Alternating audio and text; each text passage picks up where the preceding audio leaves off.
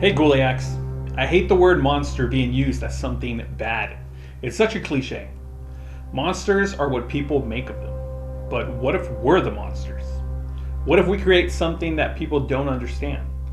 And because of that, people assume it's evil.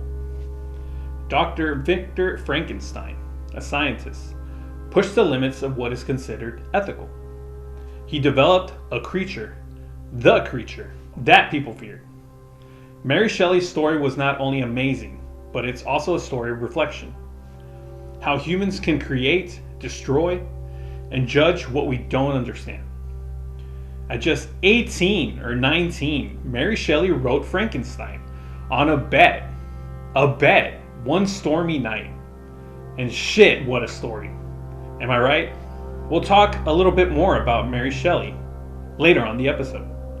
For now, sit back, relax, and turn up your volume dial, because we're about to send some electric shockwaves to bring this epic tale once again alive.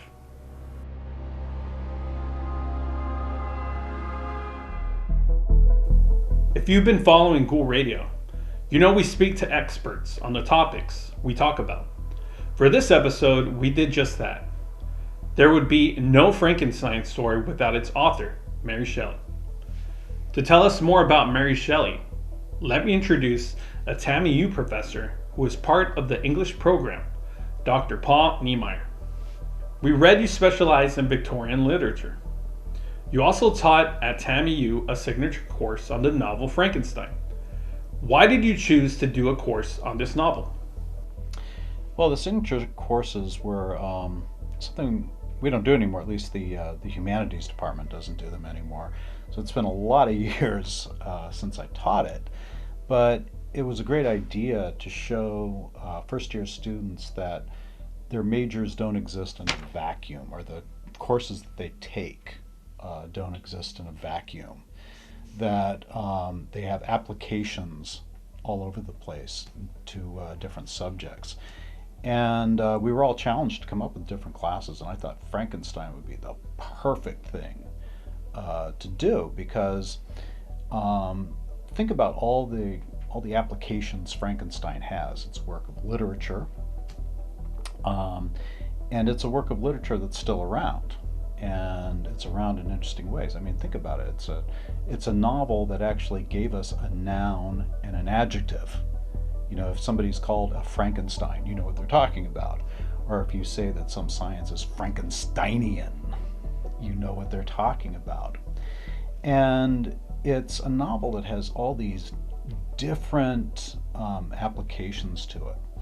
I got to teach it, of course, as a work of literature, but we had a history professor who came in and talked about it as a book that came out right after the end of the Napoleonic Wars. And Europe itself was really kind of a wasteland. And he pointed out that it really wouldn't have been that unusual to see a war veteran walking around looking like he had been stitched together. We had a lot of the professors from the sciences coming in and talking about things like nuclear weapons.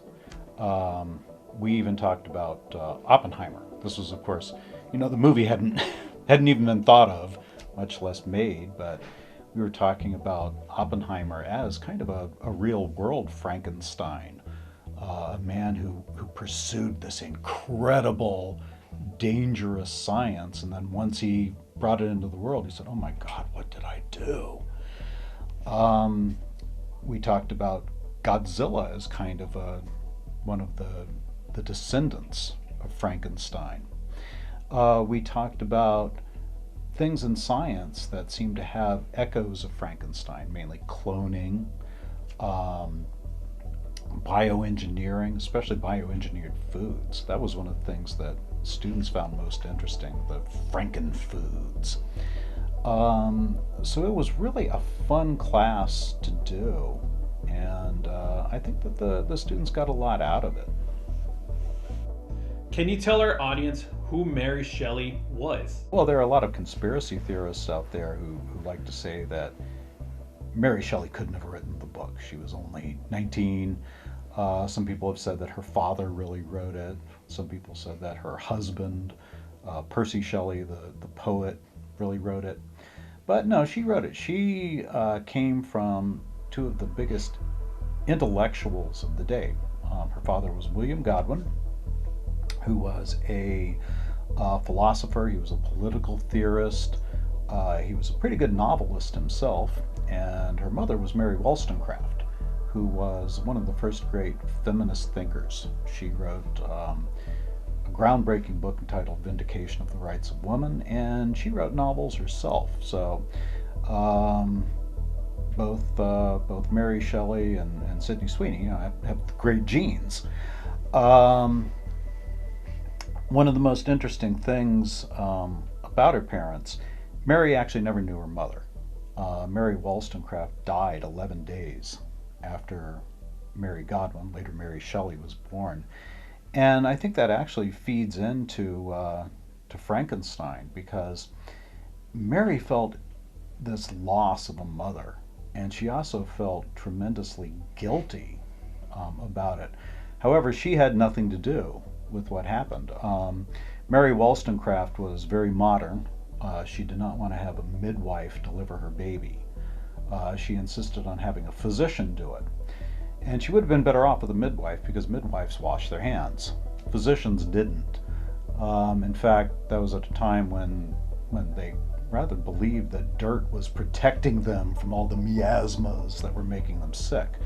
So unfortunately, Mary Wollstonecraft contracted sepsis, and she died in agony 11 days later. And as she was growing up, Mary would actually visit her mother's grave, and she would talk to her mother, and she would have picnics there, and she would really try to reconnect to her mother. But of course, that was kind of impossible to do. When she was still just about 16 years old, she ran off with the poet Percy Shelley, who was a radical and a pretty dangerous person, at least in the eyes of most society, and even the eyes of her father, who himself was a big radical, but Shelley was way too much for him. And they ran off to Europe. And Shelley at the time himself, he was still married, and eventually his first wife committed suicide, and they were eventually allowed to marry. She was still technically Mary Godwin at the time she had written and published Frankenstein, but it was originally published anonymously, and it wasn't later until her name was put onto it. She's, of course, still most famous for Frankenstein. Poetry enthusiasts also admire her because she put out her husband's poetry after he died. Percy Shelley's father tried to suppress them all, and she managed to get them out, and of course she gave us Percy Shelley the poet. But critics are now kind of coming around to all her other works. She wrote a lot of novels. She lived until 1851. It's well into the Victorian period. And I've even taught her apocalyptic novel, The Last Man, which is, about the entire earth dying off of the plague. And a few years ago, and during COVID, it seemed very, very relevant. But that's Mary Shelley. What do you think Mary Shelley was going through to come up with such a novel? That's always hard to tell. You never know what exactly somebody was going through. Famously, the story is that Mary, her husband Percy, Lord Byron, and a friend named John Polidori were all around, and they challenged each other to come up with the best ghost story. And Mary was the one who created Frankenstein.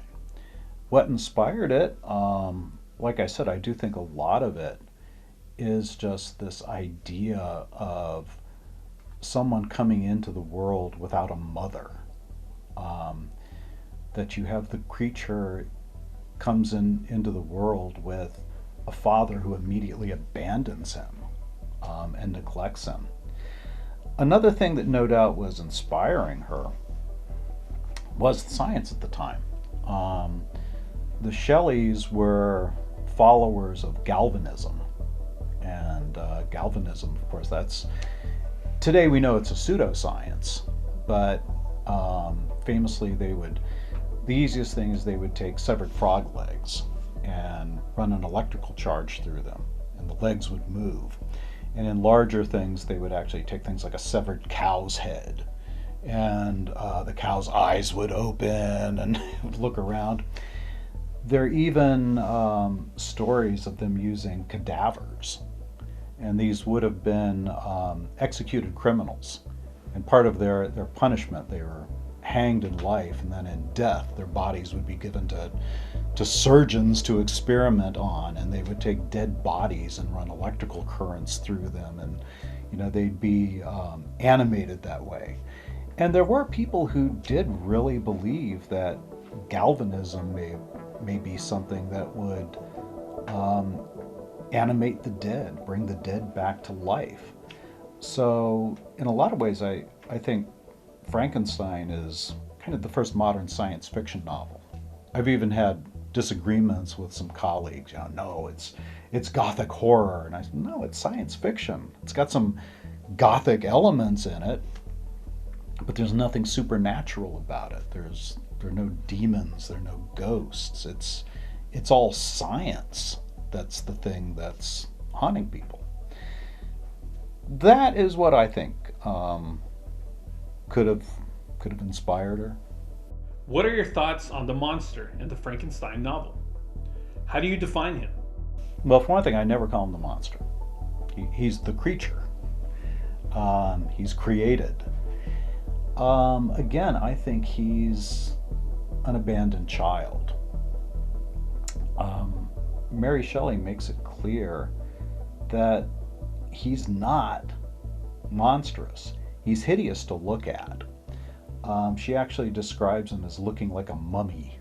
And in a lot of ways that makes sense, because if you're using dead body parts, they would have been desiccated and withered. And he's hideous to look at, but he's very innocent. He's a blank slate, and he has all these possibilities. And I think she is trying to say something about bringing something into the world and abandoning it. And it's when you do abandon it, that's when it can become something monstrous, something terrible. What are your thoughts on the various film adaptations of Mary Shelley's story? Oh gosh, well, in a lot of ways, the 1931 has always been a favorite of mine. In fact, when I was a kid, that was the vision of the Frankenstein monster, and we still used to watch those old 1930s black and white Universal horrors, and I still love them too. I think they're just, they're absolutely wonderful in so many ways. They're so innocent. It's probably one of my favorites. In terms of making movies, I tend to think that there's now something you could call the Frankenstein mythos. Mary Shelley's novel is the foundational text of it, but there's so much room that you can do interesting things with it. And I think that's what filmmakers and originally playwrights have been doing with it. They've taken this novel and kind of looked at it as, clay that they can mold and do something interesting with. And there are now all sorts of things connected to the novel that Mary Shelley didn't create that have some reality to it. Whenever I've taught the novel, there's inevitably some student who's disappointed that there's no Igor in it. Never mind that Igor really didn't, strictly speaking, he's never been in the movies either. There is an Igor character from Son of Frankenstein, but he's not quite what we think of. And there's actually no lightning bolts and these great figures, these things that we think of. But these are all things that have come about. Just a year or two after Frankenstein was published, Somebody did a stage adaptation without Mary Shelley's permission, by the way. They didn't have copyright at the time. And it put some things that really became part of the story. It made the monster mute. And it also gave Frankenstein a a lab assistant named Fritz. And Fritz is actually a character who's in the 1931 movie. Dwight Frye played him. So you have all of these things. You have the giant labs. You have the great, scenes of lightning. I think that what a good Frankenstein movie does, it takes the story and adds something to it. I really liked Guillermo del Toro's recent Frankenstein. It's kind of controversial. I've seen a lot of critics say, well, he makes so many changes in the novel. Well, you have to make changes in the novel. You can't, film a novel just the way it is. I think what I liked about it, it's a tribute to the novel, and it's also a tribute to all the other Frankenstein movies. I thought that Oscar Isaac's Victor was kind of a tribute to Peter Cushing's ruthless, Frankenstein from the 1950s movies. And of course you had that, incredible gothic lab with the, taking the body up to the top and have the lightning striking him. It's always interesting to see what more can be done of it. Frankenstein is now a much bigger story than what Mary Shelley wrote. And I think the challenge for filmmakers is finding their own little piece of it. What can they say about it? What can they do with it? I hope that makes sense. What do you hope your students learn when they finish taking your course? Well, it's actually what I always hope when I teach literature. The last thing I ever want to do is stand up there and read in a dull and monotone and say, okay, class, you need to appreciate this, you need to understand. That kills literature. That makes it dead. I want them to realize that things aren't dead, that they are alive. This is very much a Frankenstein analogy here. And of course, it's up to the students to bring the life into it, to see the life, to see that it's still speaking and still doing things. That's always what I want my students to get out of it. Thank you, Dr. Niemeyer, for your time and for sharing your expertise on the novel.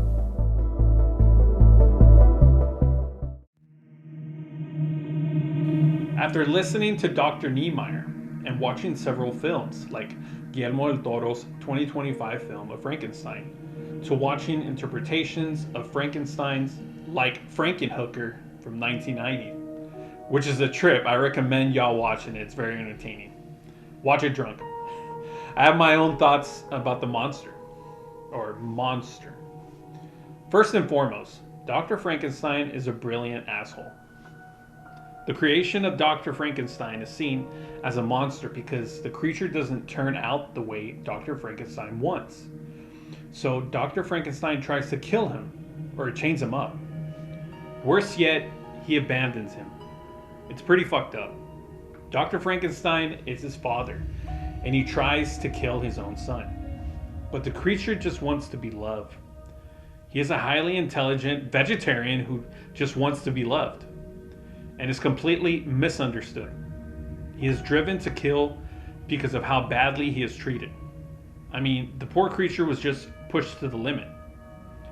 He's lonely and wants companionship, and Dr. Frankenstein fucks him over in that too. He kills his soon-to-be companion. You guys all know her as the bride.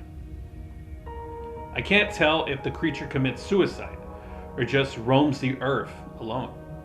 But it's such a sad story.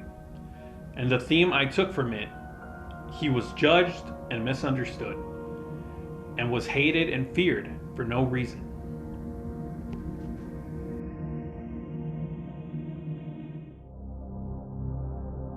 We've talked about the novel, but what about the message of pushing the limits in medicine? Was Dr. Frankenstein unethical? To share his insight from a medical standpoint, here with me is nurse practitioner David Reyes. Thanks, David, for joining us.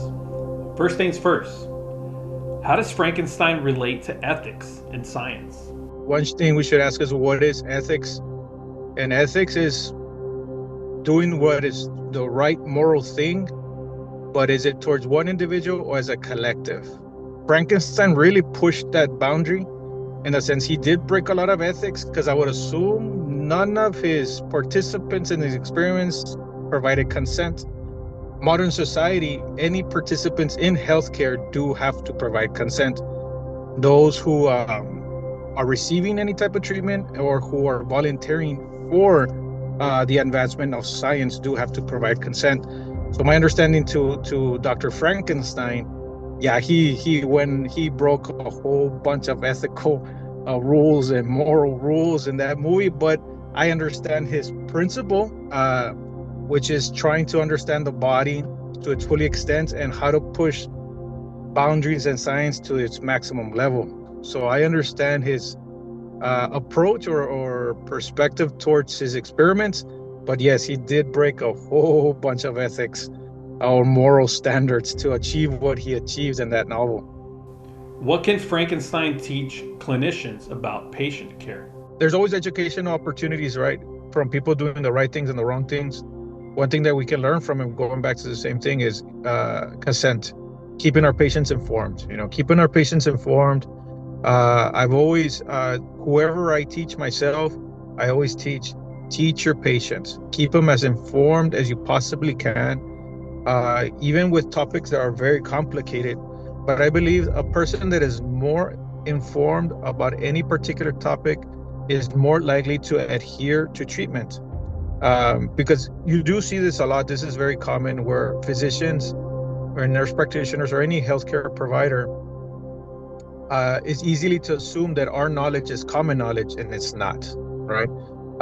And then when we're trying to teach our patients about any particular ailment, we can't expect them to learn it in a 10-15 minute conversation where it's taken us years to fully understand and still learning. But when we're able to simplify as much as we can a complicated illness, patients feel more at ease and trustworthy towards adhering to their treatment plan, right? So that's a little off from whatever Frankenstein doing, because Frankenstein he was really working with dead cadavers, right? He wasn't really working with living individuals. But one thing is also, we should still continue respecting the human body even after disease. Just because a person passes away doesn't mean we shouldn't respect their body. How do you call it? And luckily nowadays, at least here in the States, there are a lot of laws that we cannot mutilate cadavers without the consent of the individual prior to death, right? Worldwide wise, it all depends on the society, I guess, that you live in. But I believe here in the States, that's pretty good moral standards that we have. Because, we tend not to violate, or we shouldn't be violating. And if they are held against the law and they're penalized. That's as much as we can really do. There's always people that break the law. But as a collective society, we've come to the understanding that we should not only respect people's wishes while alive, but also after death. How can modern medicine balance innovation with compassion and responsibility? So going back to the same thing, improving patients or people's quality of life and prolonging life as much as we can, right? But always willingly, never forced. One thing that my wife would ask me when I worked at the hospital, she would always ask me when I would get home, how was your day? And I would always say, nobody died, so it was a good day. But the few times that somebody would die, that was not a good day for me. And sometimes, you can only hold your emotions for so long, and sometimes you're just in a bad mood, right? Or burnt out or whatever. But we try our best and move forward, and Try your best to put it behind you, which it never does, but it's still there. But each patient requires our own individual time, and try our best to help them to the maximum. And we just take it from there. Thank you so much, David Reyes, for being part of the show.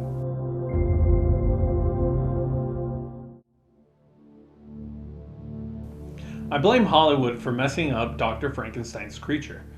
They made the creature be some murderous psycho who kills with no remorse. He was nothing like that. The monsters are us, humans. The creature was a gentle soul, whose kindness was washed away by humanity's cruelty. There are other adaptations of Frankenstein's creature. The actress Emma Stone in Poor Things 2023. I even saw some similarities in the movie Tron Legacy 2010. I honestly fell asleep watching the 1930s Hollywood version, but Guillermo del Toro's version really moved me. Yes, the creature is a gothic romantic soul who is plagued into darkness created by humans. In Del Toro's version, the creature is sheltered by a blind farmer. What touched my soul was that the farmer, despite his blindness, saw the creature's true gentle soul and didn't judge him because of his appearance. We live in a society that judges us by what we see, and they build their entire judgment on what they see at first glance. The days of getting to know someone are gone. The day of accepting each other's differences is less. Fuck first impressions. Don't judge a book by its cover. Give people the benefit of the doubt. I encourage others to do so too. Maybe that's what Mary Shelley's story is about. It was a premonition in a way. That over time society would be less receptive to acceptance, and we would all be creatures judged and pushed into obscurity. Till next time, Ghouliacs.